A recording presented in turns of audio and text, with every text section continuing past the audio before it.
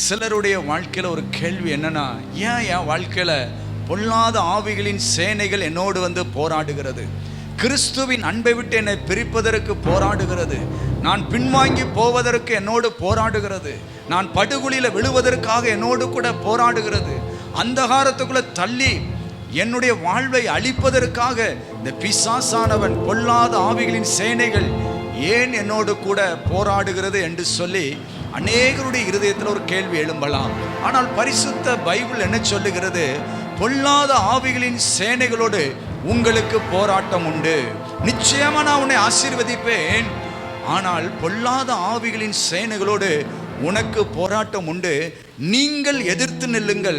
இதோ சர்ப்பங்களையும் தேள்களையும் மிதிக்கவும் நான் உங்களுக்கு அதிகாரம் கொடுக்கிறேன். நீங்கள் எதிர்த்து நில்லுங்கள், நிச்சயமா நான் உங்களை ஆசீர்வதிப்பேன். பரிசுத்த ஆவியிலே ஜெபம் பண்ணி எதிர்த்து நில்லுங்கள். பரிசுத்த ஆவியின் வல்லமையை தரித்து கொண்டு நீங்கள் எதிர்த்து நில்லுங்கள். இயேசு கிறிஸ்துவின் நாமத்தை சொல்லி நீங்கள் எதிர்த்து நில்லுங்கள். அப்பொழுது பிசாசு உங்களை விட்டு ஓடி போவான்.